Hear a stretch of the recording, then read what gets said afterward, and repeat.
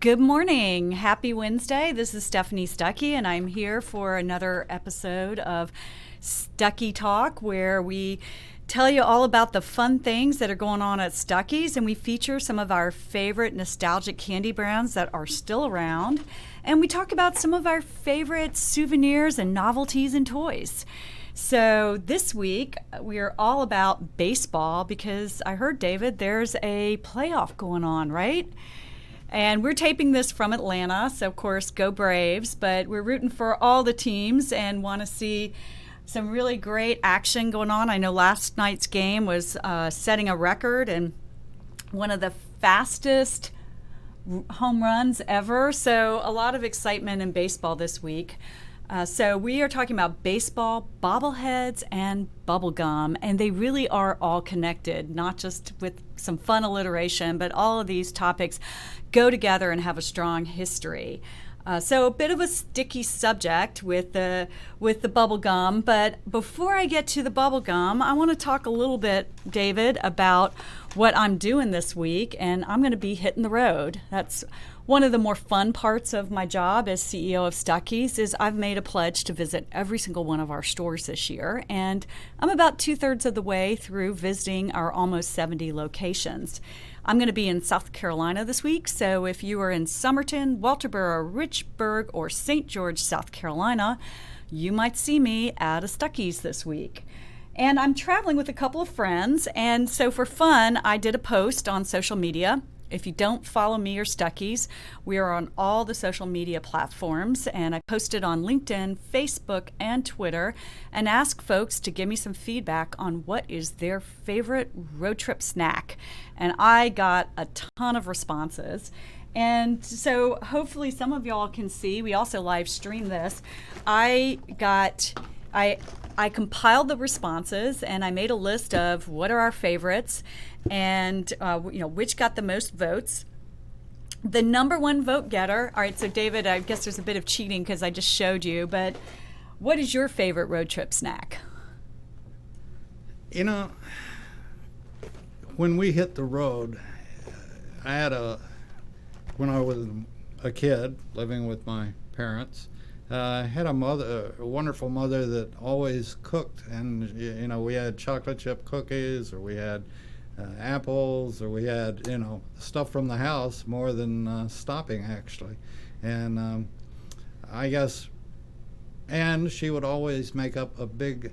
We'd leave after my dad closed the store, and so we'd hit the road about 5 o'clock, and and I always look forward to this. She did up a big batch of fried chicken and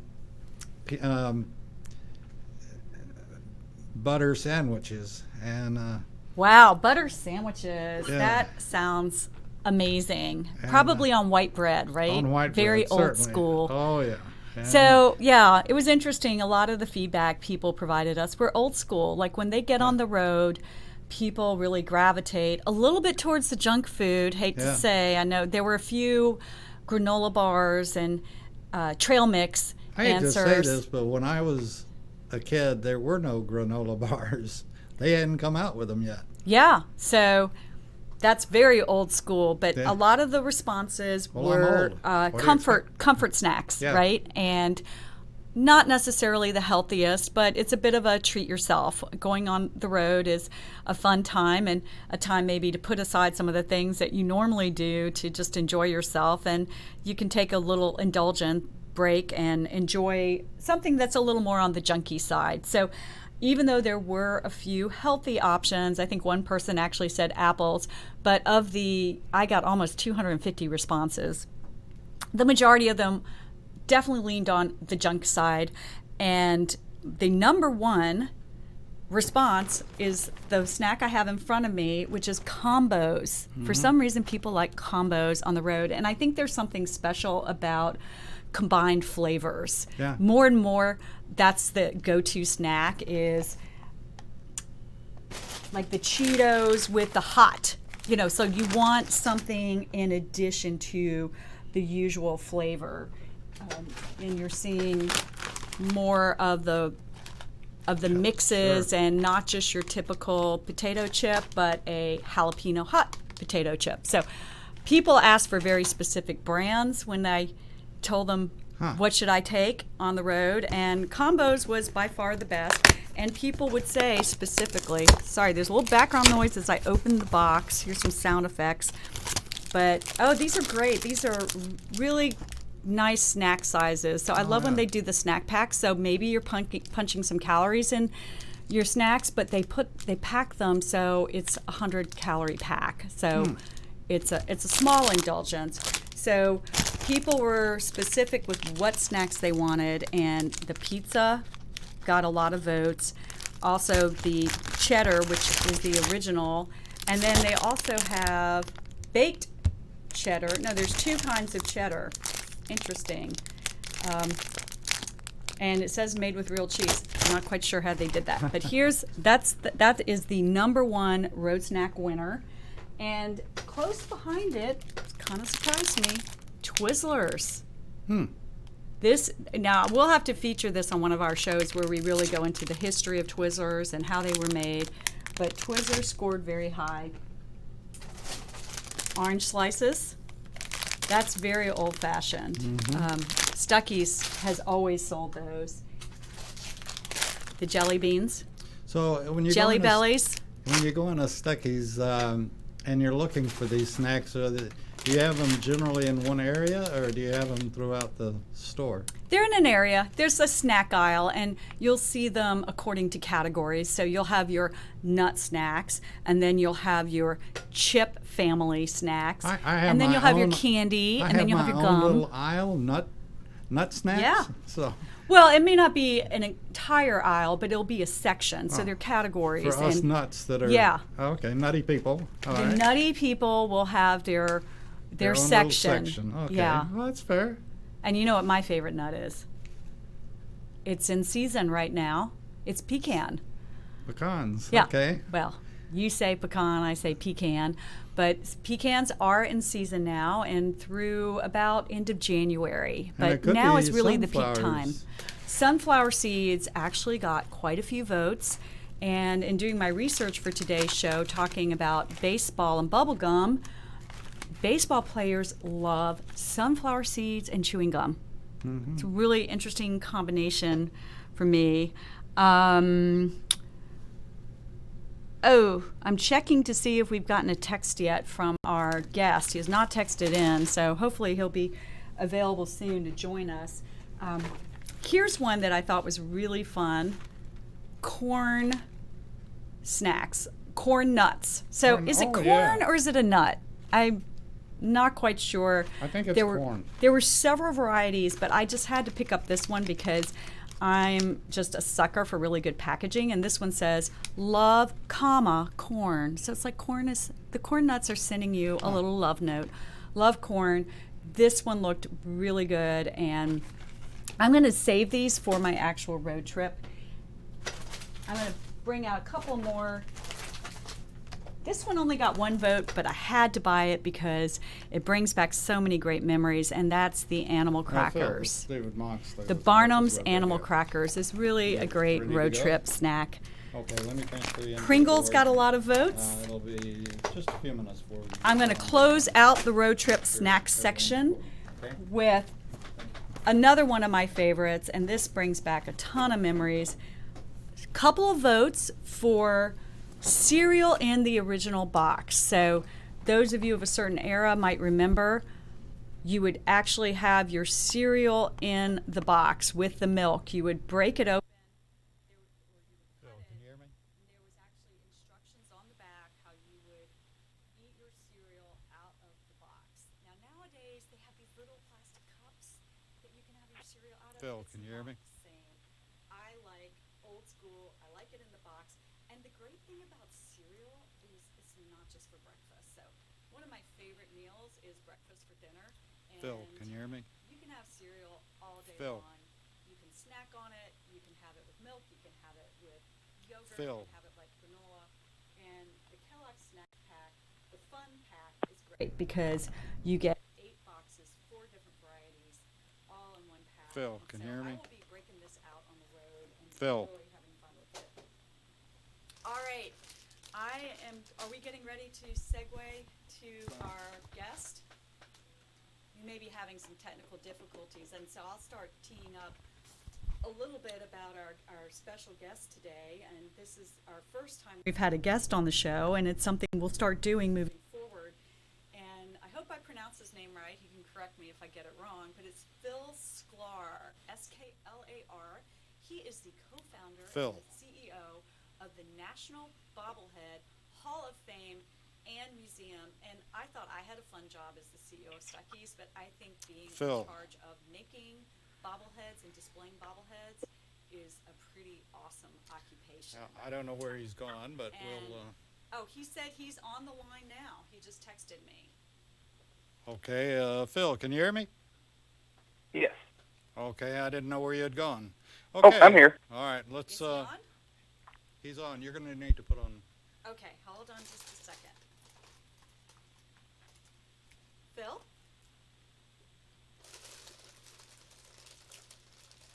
Okay, Phil. Stephanie's on with you, and I can't hear him. well, pardon? I can't hear him. Well, he hadn't said anything. Oh, Phil? Yep, I'm here. Oh, I can hear you. Okay, so we're a couple minutes early. Thank you for being available. And Okay, it's very quiet. I Stuckey can barely Talk. hear you. I think that's why I didn't say anything. Oh, you are our first guest on our radio show, so pardon our technical difficulties as we get used to having guests on our show. Is there a way I have my volume up all the way. Is there a way to... Okay, you should be able to hear her now. Can you hear That's me? better. Okay, go ahead and let's get it going, and I'll adjust it as we go along, okay? Okay, Phil, can you hear okay? I'll try to speak right into the microphone. Yep, it is a little quiet, but I can hear you. Okay, so I'll talk up a little bit. And Phil, first of all, just welcome. I really appreciate you being a guest on our show. What really inspired me to reach out to you was the John Wayne bobblehead. And we had about 9 of these in the Stuckey's warehouse, and I offered them online as part of a swag box we were putting together, and the response was tremendous.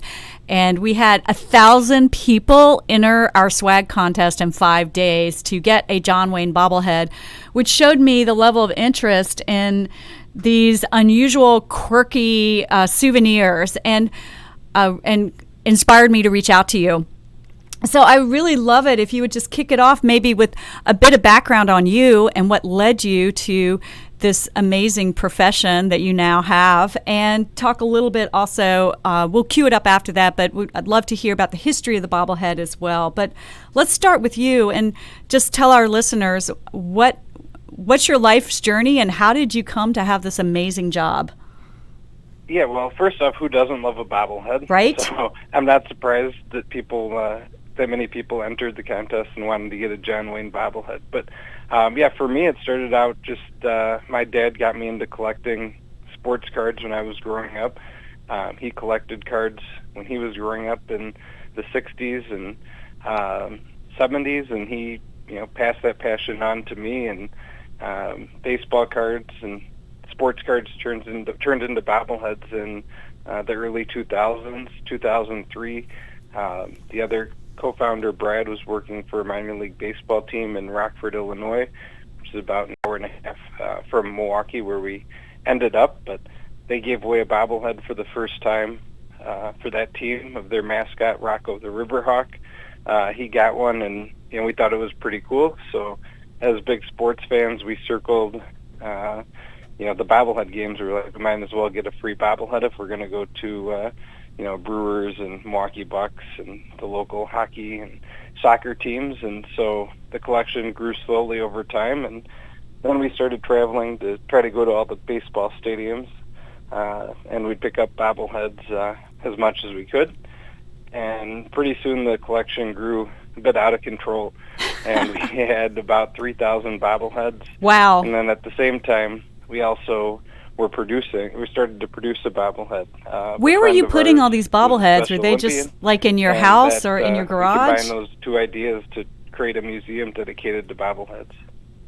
Yeah, so where were you putting all these bobbleheads before you created the museum? Were they just in your garage or in your house? Yeah, so they were in the condo.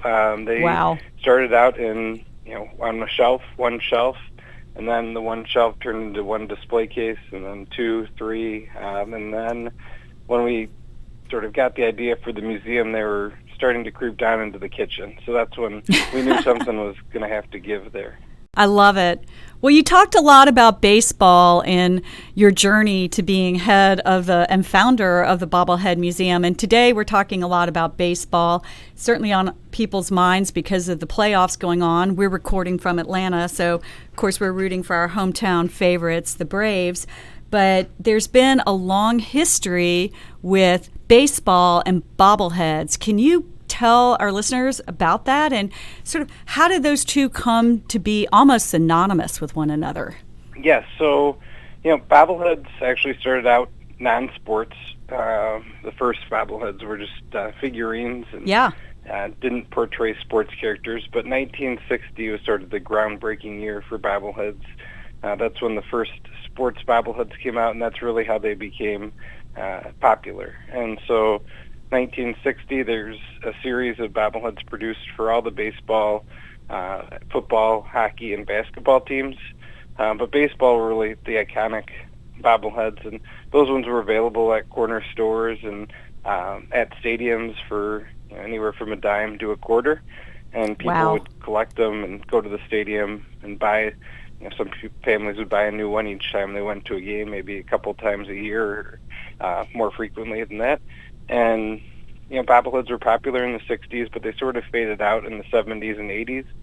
But then 1999 was when the first giveaway of a bobblehead was done at, and that was at the San Francisco Giants game. And so that really sparked basically teams across the country to start planning bobblehead giveaways because they saw how fans reacted to that giveaway when the Giants did it, and just the number of fans who waited hours in advance to get the bobblehead, and tickets sold extremely quickly. And so they said, hey, I think we're onto something. And since then, they've been the number one promotional item across all sports.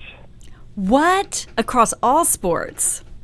Yeah, I thought it was, well, there is a unique connection with baseball, certainly, right? And that's how they had their and resurgence. You see them more at baseball, but also hockey and basketball do a lot of giveaways. Football, there's not really a lot of giveaways, period, but when there is a bobblehead giveaway, fans will go nuts for them.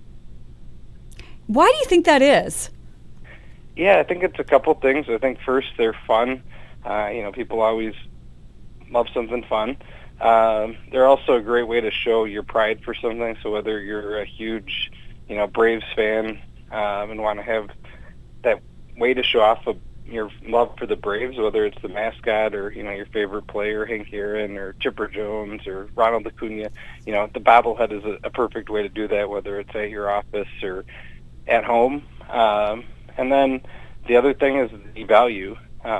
People see that a bobblehead they got at a game for the price of admission might be selling for $50 or $100 on eBay because people across the country might want that same bobblehead, but they're not able to go to Atlanta to get that Ronald Acuna bobblehead.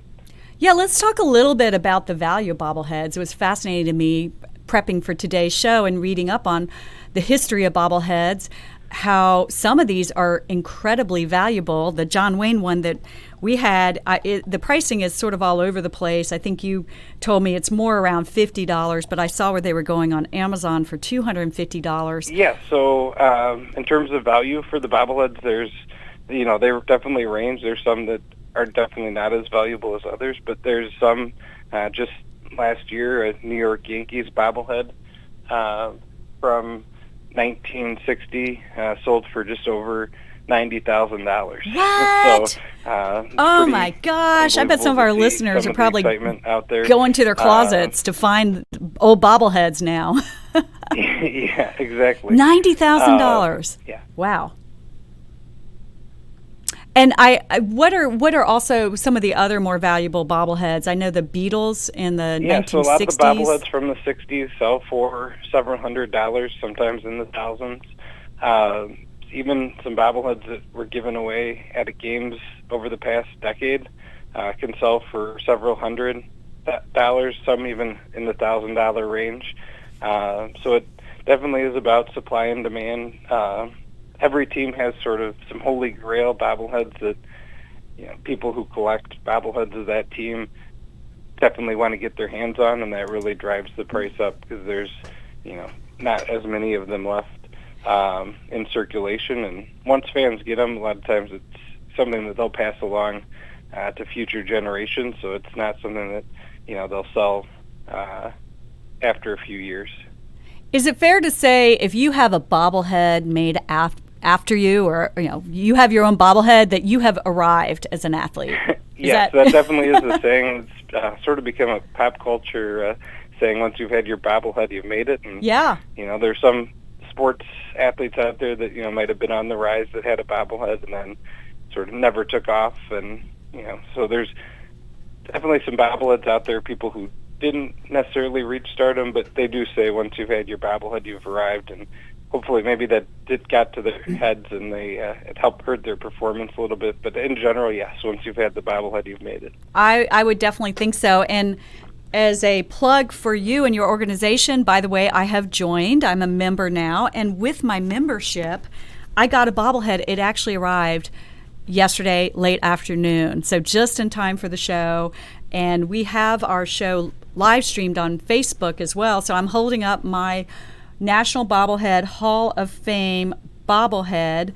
And I love that the bobblehead you get with your membership is a baseball player. So it's sort of a nod, right? Pun intended. Yep, a nod, yep. To the great work y'all do.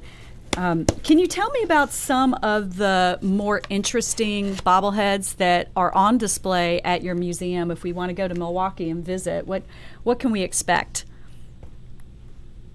Sorry, cut out there, but I think you asked. What are your more interesting bobbleheads? What are some of the prized bobbleheads that you have on display at the museum?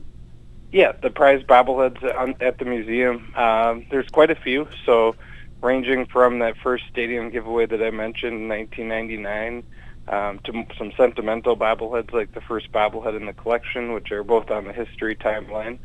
The Beatles bobblehead set from 1964 is on display and definitely a visitor favorite. That's probably the most iconic non-sports bobblehead set. We also have some of the first player bobbleheads, so Willie Mays, wow, Roberto Clemente, Roger Maris, and Mickey Mantle were the first four players to have specific bobbleheads of them. And then we have a lot from the 60s, those first sports bobbleheads, and then also a lot of non-sports bobbleheads, some one-of-a-kind bobbleheads that you're not going to find anywhere else. So tell me about some of your non-sports bobbleheads, and I want to hear about your Dr. Fauci because I read that article in the Washington Post, which is very interesting. Yeah, so about 25 to 30% of the bobbleheads produced are non-sports, like the John Wayne one you mentioned. So we have everything from movies, music, comics, TV, political, just really anything and everything you can think of that's been made into bobbleheads or that could be made into a bobblehead. You think of the animals from that people remember having in their dashboard. Oh, yeah. We have a whole display case of those. So it's, really anything and everything. But yeah, Dr. Fauci and this was one that at the beginning of this year we would have never envisioned having a bobblehead of. We didn't know who he was, even though he had an illustrious career and served under 5 presidents. But when the pandemic started and we thought, hey, nobody's really talking about sports right now. There's no sports going on. What can we do?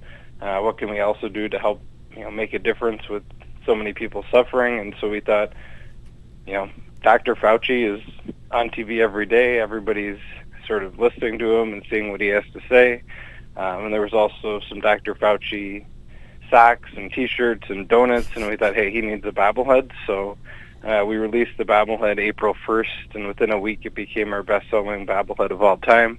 Wow. And yeah, they continue to sell, and unfortunately, because the pandemic sort of keeps dragging on, but people are getting their Dr. Fauci bobblehead. I think it's a way to sort of commemorate the situation that we're in, and also just have a little bit of fun with Dr. Fauci, who so many people have sort of taken a liking to over this year. Have you actually heard from Dr. Fauci? Yeah, no. So yeah, most people had never heard of him, and no. But have you heard from him? Like, did he actually reach out to you? Oh, did we hear? Yeah. So we haven't directly talked to him, but he has talked about the bobblehead real briefly on TV, and then a Washington Post writer reached out to him to get a quote for a story they were doing about the popularity of the bobblehead. So he's commented about it. He's glad that the money is going to a good cause with $5 from every one sold, going to Protect the Heroes campaign to get PPE to first responders and healthcare workers. So I think it's all around a good thing, and he was happy to hear about that. I absolutely love that story, and I posted it this morning on LinkedIn because it's a great example of how businesses, because bobbleheads are a business, it's not just fun, it's how you make your living, and we all had to figure out how to navigate this new world when the pandemic hit and people were quarantined and the economy was slowing down, and we have had to reinvent ourselves. So many of us in the business world have had to do that. And I thought it was really clever the way you thought about, okay, the traffic is down. People aren't going to Major League Baseball games because they're not happening. And how can we, and that's 70% of the bobblehead market. So what can we do to remain relevant and make a profit, but at the same time be responsive to what's happening in the world and be compassionate? And to me, it's just such a perfect pivot. So I love that story, and I love that you've gotten some great publicity, not only for what you're doing, but the cause, right? Because you're really doing something that's helping people. It definitely is important, I think, for entrepreneurs, business owners to sort of be able to pivot and, sit down, think about the situation and what options you have out there, whether it's, an alcohol company producing hand sanitizer to, restaurants doing creative ways to get food to people. There's a lot of different options out there. You can't just close your doors and sit and wait. So if some of our listeners would like to participate in this, get a Dr. Anthony Fauci bobblehead for themselves, but also support a good cause, how can they get involved? Yeah, so our website is bobbleheadhall.com, and we have everything on there. You can click on store and shop there and find Dr. Fauci, thousands of other bobbleheads, memberships. You can also, we added, just when the pandemic started, a virtual tour so people can walk around the museum 360 degrees and look around the entire collection, and that's at bobbleheadhall.com/virtual tour. So you can do it safely from your couch, which was definitely a nice option with the pandemic going on. So another thing that's very timely is the presidential election, and I'm sure you're selling bobbleheads for Trump and Biden.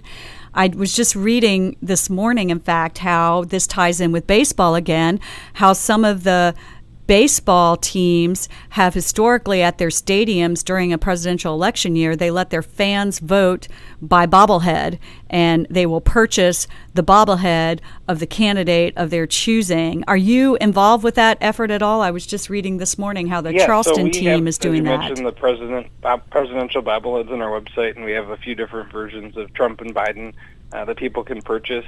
Bobbleheads for political candidates and political-related bobbleheads have actually been around since the early 60s as well. Those were some of the first bobbleheads produced, and they've been popular ever since. We don't actually produce the ones that the teams have given away for those. We do produce some team giveaway bobbleheads, but not as many. But yeah, that definitely is a promotion that's become fun over the years. We're either selling or giving away, and in a lot of cases they'll give it away courtesy of a sponsor. And people can pick, between the candidates. So they would pick Trump or Biden, and then they see which bobblehead, is given away quicker as sort of a straw poll. So are you selling the Trump and the Biden bobbleheads right now? Yeah, so people can go on the website at Okay, I'm on your website and now. buy I'm the looking Trump at them. and Biden bobbleheads. We have a couple different versions, like I mentioned. The one that's in stock now is called the caricature bobblehead. It's a little bit of a fun take on the two candidates. And then there's also more of a traditional bobblehead with the star base that has a little yard sign there, and those are also at bobbleheadhall.com, and they're going to be in right around the election date. Oh, these are so much fun. So I'm looking on your site right now. You've got a Ruth Bader Ginsburg. My guess is that probably is selling well given her unfortunate recent passing. And you also have governor bobbleheads. Dr. Fauci's Yes. up here, of course. And then you got the Yep. got the So, Trump yeah, and the definitely, Biden.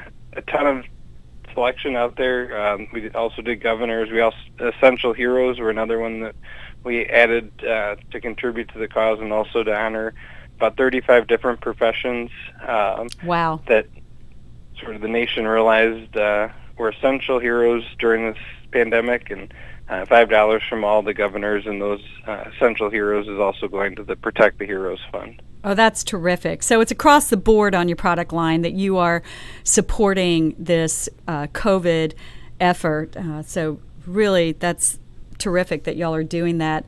So I know this is a completely unscientific poll, but which bobblehead is doing better right now? Is Trump outselling Biden, or is Biden outselling Trump? We've checked a few times since they went on sale, but it always seems to be about 50-50. Trump has had a lot more bobbleheads overall. Biden only started really getting bobbleheads this year. So it sort of skews things because there's been so many Trump bobbleheads. A lot of people already have one if they want one. Yeah. But it is pretty close. Interesting. So let's say I wanted to have a bobblehead done of myself, or maybe David wants a bobblehead done of him.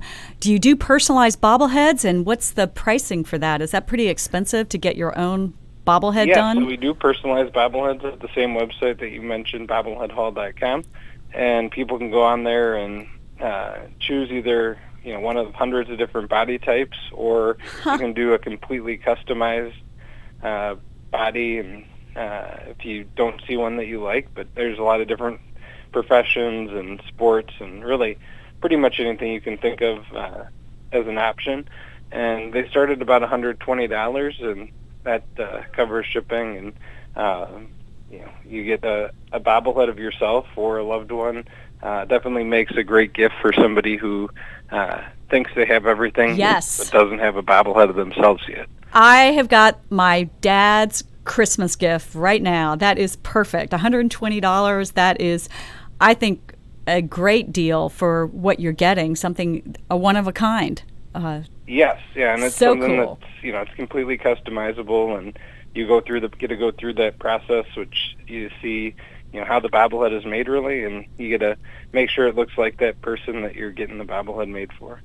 So tell us about the bobblehead process. What is it like to make a bobblehead, and how involved is it? Can people come, if they come to your museum, is there actually a tour of the bobblehead factory, or is that sort of off limits?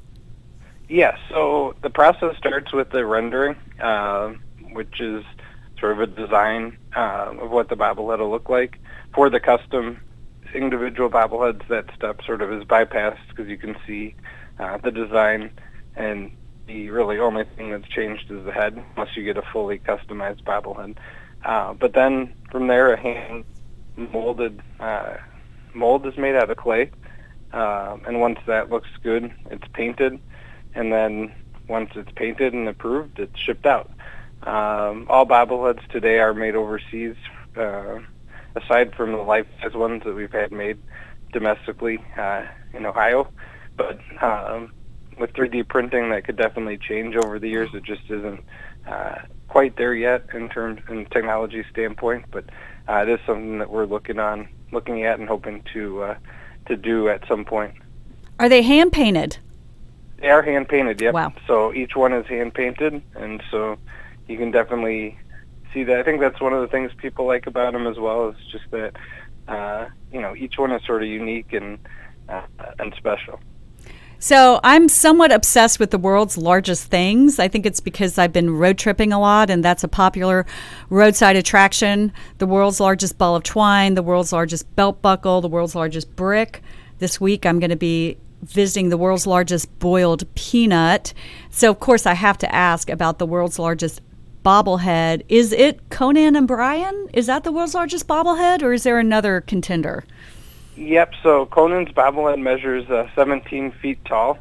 There was another one that was about 15 feet tall that got a world record, but Conan's is about 2 feet taller than that, and it's in a studio parking garage in California at the moment. And we've talked to them, when we first opened the museum, reached out to see if there was a chance that he might want to give that up or put it on loan. And for the time being, they wanted to keep it there, but we'll see. Maybe at some point we'll have it on display either inside or outside of the museum. I think you should start a free Conan bobblehead campaign because he really deserves to have the world see him. It should not be shut up in a garage or a storage unit on a studio lot somewhere. That is, to me, that is just a travesty. Yeah, so we'll definitely see about that because, it was actually first given as a gift to the city of Chicago when he taped some shows in Chicago a few years ago, and Chicago decided they didn't want it, so he took it back. Oh, I cannot believe the city of Chicago did not want a giant Conan O'Brien bobblehead. That is really a lapse in judgment, in my opinion, because that would be such a fun tourist attraction. I would go out of my way to see not only the world's largest bobblehead, but a Conan O'Brien bobblehead. I think just the way he is, he's so funny, and he does kind of have a big head. Yep. He lends himself to a bobblehead. Maybe I shouldn't say he has a big head. He's got a big head of hair, and I think that's part of it. Just his whole persona lends itself to a bobblehead. So he is perfect to be the world's largest bobblehead, and it really should not be tucked away, hidden away in a studio lot somewhere. That's just a real shame. We need a free Conan. All right, well, I think we're close to wrapping up. I did want to leave with one final question, and then certainly if you've got anything you want to add that might be of interest to our listeners. But I have to ask you, what is your favorite bobblehead? Could you repeat that? What's your favorite bobblehead? Oh, my favorite bobblehead. So sort of a sentimental favorite is the first bobblehead that me and the other co-founder had produced of our friend Michael, who's a Special Olympian and manager for the local sports teams. And that really started off the whole idea and concept for the museum. If it wasn't for his bobblehead and how excited he was when it came in, and we probably wouldn't have done this or done it as soon.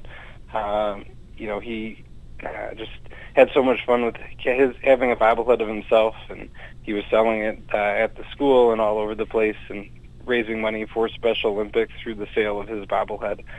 So that really kick-started things from the museum standpoint and got us into what we're doing now. I love that. Not only is it a great bobblehead, but it's a story, and it's wrapped up in doing something good, which is what has been such a pleasant surprise. And my favorite part about your story and what you're doing is that it's not just about creating bobbleheads. You're really giving back to the community, and I so appreciate definitely it. Trying to give back in any way we can, and having a fun time while we do it and putting smiles on people's faces. That's terrific. Now I'm going to hand it over. I've got a co-host, David Moxley, and I think he may have something to add. Yeah, Phil, I'm just curious, with all of your display cases and the bobbleheads, do you have the neat thing about any bobblehead is watching the head shake, so do you have in the display cases shakers or something where people can see what it looks like when it's shaking? Yeah, it's a great question. So we're in an old foundry building that was built right around the late 1800s, early 1900s, and there's something about the floors and the way we have the display cases that most of them do move a little bit as people walk by them. There is a bobblehead display case at Marlins Park in Florida, in Miami, that has a case with sort of a constant vibration, and so probably going to have at least a few cases like that, but otherwise they do, especially the older ones, sort of bobble as people walk by them naturally, which is nice. Neat.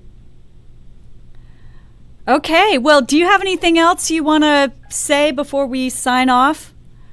No, I appreciate Phil? the opportunity, Yeah. and it's great talking to you about bobbleheads. Anybody can go to the website, bobbleheadhall.com, and check it out. We also have our phone number and email address on there if you have any questions. And bobbleheads are basically all we do, so we always love talking bobbleheads.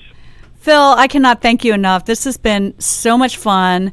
And as soon as this show is over, I am going online. I'm getting my Dr. Fauci bobblehead. I'm not only going to have a great bobblehead to display in my home, but there's a story to go with it and supporting a good cause. We will also post this on our website, and I'll put it out on my social media channels because thanks, Stephanie. what you're Appreciate doing it, is and it was terrific. great talking to you. Yeah, thank you. And want to add that this hour is brought to you by Stuckey's. And whenever you're on the road, you can put a smile on your kid's face, or you can put a smile on your own face as you see the Stuckey sign and no one's coming up in about a half a mile or a mile. And the memories of Stuckey's, and that's what this show's all about, really, is the good times had at Stuckey's. You can get bobbleheads there. You can get all sorts of things at Stuckey's, and like I mentioned last time, I think it's a good bribe factory in that you get the kids something and they start acting up, and you say, well, hey, we stopped at Stuckey's and we got so and so. If you want them, you got to settle down. Or you can use it the other way. If you don't settle down, we're not going to stop at Stuckey's. So either way, the kids will mind just so they can go into Stuckey's. And I'm just curious, and we've asked this before, please send in your Stuckey stories. We'd love to hear them. And if we read your story on the air, I bet you'll wind up getting something in the mail. Oh, absolutely. So you can send your stories to GM at America's Web Radio or Stephanie at America's Web Radio, and we'll read them, and we read them on the air. And we love those stories about what you remember as you were a kid. Daddy, let's stop at Stuckey's. And how many of those? It must be in the bajillions at this point. And everybody has a memory of going to Stuckey's. Well, thanks, David. And we've got some time left, and I've got one more feature in addition to the bobbleheads, which is bubble gum, also connected with baseball because baseball players love to chew bubble gum. So I'm going to talk a little bit about bubble gum, and the history of bubble gum, which is really interesting to me, involves an absent-minded accountant. But before I get to that aspect of the history, I'll start to the way back beginning of bubble gum. It actually began, and I don't know how they figured this out, but cavemen and women used to chew lumps of birch bark tar. So that was the earliest bubble gum. Apparently, an archaeological student discovered that. I don't know how they found that and said this was the first form of bubble gum, but apparently they did. So I'm going to trust what I read in my research. So dates all the way back to the early man and women. And then the ancient Greeks also had a form of bubble gum. It was tree resin, and it had a bunch of functions, not only being fun to chew, but it would freshen your breath, and apparently they said whiten your teeth. So Greek women in particular were very fond of tree resin to whiten their teeth. So fast forward like a couple of millennia to 1908, and that's really when what we know as the modern day chewing gum and bubble gum had its origins. And it was a man named Frank Fleer, and his company was called Fleer Chewing Gum. And he developed a recipe for bubble gum, only there was a problem with it. Can you guess what the problem was with the first chewing gum recipe? It stuck on you. It stuck on you. It was too sticky, and it fell apart. So here's where the accountant comes in. And I love a story that has an accountant as your featured hero, because I don't think too often you have an accountant as your hero. But Fleer's Chewing Gum Company's accountant their CPA had an unusual hobby, and that was he made candy. And he came up with gum recipes. It took him 10 years, but Frank Fleer came up with what is today the chewing gum recipe. And it would not only have the chewing capacity, but it didn't fall apart and it wasn't too sticky. And it was more flexible. That was in 1928, so it took him 10 years. So here's the absent-minded part. Right after he made the recipe, he lost it. So it took him 4 months to recreate that recipe, but he came up with the recipe, and they took it to the factory, and they started mass producing it. And do you know why bubble gum is pink?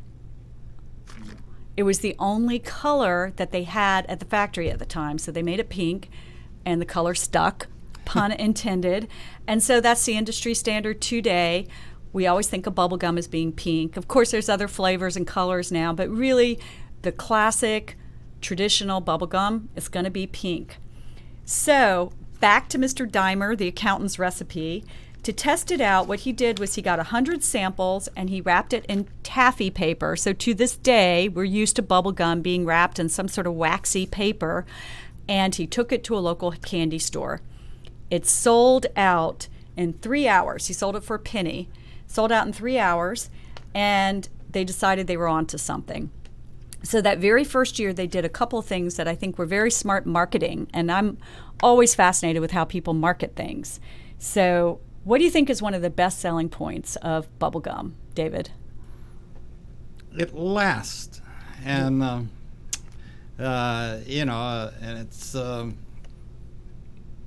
kids. Well, you have to be careful with kids. They have to be a little older than. You can't give a piece of bubble gum to a 2-year-old. Yeah, and, yeah. They have to be a little bit older where they don't swallow it. But I would say the biggest thing is it lasts and it's fun, and you can blow bubbles. That's it. Blow bubbles.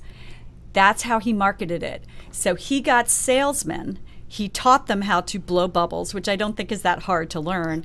And they went all over the country, and they would teach customers how to blow bubbles. They'd have these little events in candy shops where they would show folks how to blow bubbles, and it took off. So in that very first year, in the 1920s, they sold $1.5 million in bubble gum. I don't know how much that would be worth today. Too bad Mr. Dimer's not around anymore to figure out what future value of $1.5 million in 1928 was, but At a penny it was a pop, a lot that's of money. A lot of them. That's a lot of bubbles. And the other thing they did that was very smart marketing, they taught people how to blow bubbles, and they wrapped the bubble gum in something very special. Wax paper. Wax paper, but comics. Oh, Remember, yeah. they used to always come with a comic. And the original Double Bubble had 2 comic characters. They were called Dub and Bub. They were later replaced by Pud, who continues to this day as the Double Bubble mascot. So in total, over the period of Fleer's history, they produced 1,002 comics that came with the bubble gums. So there's a bit of a downfall, which I think is always fascinating in any company's history, how they have a setback, but they manage to pivot and figure things out and come back even stronger. And that's no exception with what happened with the Fleer Confection Company. So they were purchased in 1998 by a company called Concord Confections, and this was when they had their setback. They stopped making the comics. They stopped selling the classic Double Bubble. They replaced it with gumballs, and they changed the recipe. So guess what? It wasn't as popular. And so that was where they kind of really had a stumbling point. But in 2003, Double Bubble brand was purchased by the Tootsie Roll Company. So Tootsie Rolls, to this day, owns Double Bubble.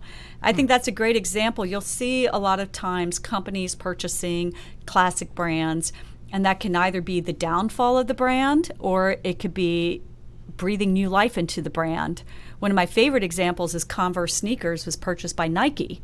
And that is when Converse made their turnaround. So it was a complementary brand from Nike. It wasn't a competitive brand.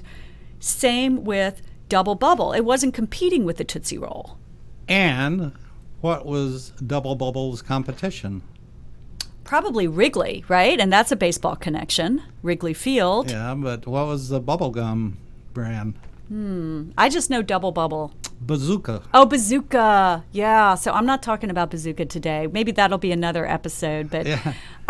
Since Double Bubble was the first, I focused on Double Bubble because I'm looking at the origins of bubble gum. You know, and it never quite measured up to Double Bubble. And one of the reasons, too, was the comic strip in it. It was a comic strip. It was the bubbles. And the largest bubble ever blown, registered by the Guinness Book of World Records, was with Double Bubble gum. It was 3 pieces of Double Bubble gum. That's all it took for the largest bubble ever blown. And do you know how big the largest bubble was? Have no idea. 20 inches. Huh. Well, that's about 36 inches. I'm trying to hold my hands up. 20 inches is Yeah, about we need like to kind of that. measure. But Yeah. that's a big. I think the largest I've ever I done tell is you maybe what, 5 whoever- inches. That sucker that blew it had a set of jaws, I bet. Absolutely. Chew up 3. It was a guy named Chad Fell, and go America. He was an American, so I think there is something uniquely American about bubble gum. So I think I stepped on that piece of bubble gum Right? at the stadium. I was always good in finding used bubble gum in a baseball stadium. Oh my gosh, that's a whole episode in and of itself. Is bubble gum when you're done with it? Yeah. What do you do? What do you do with it? And one of my favorite stories is there is a place in, I believe it's Seattle near the wharf, where people have stuck their chewed up bubble gum on a wall. And it's really a landmark now. It's a piece of art. And they took it all down because it was unsanitary. The health department took it down, and literally a month later, it had been replaced with the same amount of gum.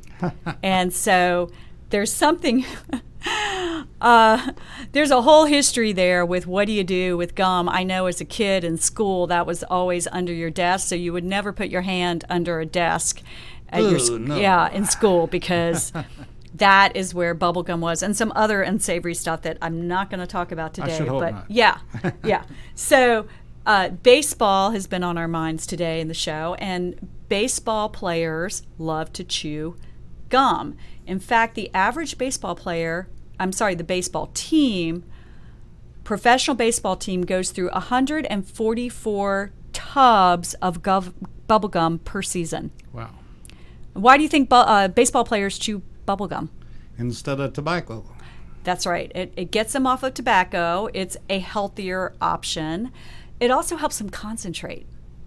Gives them something to do. And baseball games are long, and so it gives them something to do, helps them concentrate, and helps wean you off of tobacco if you've used tobacco.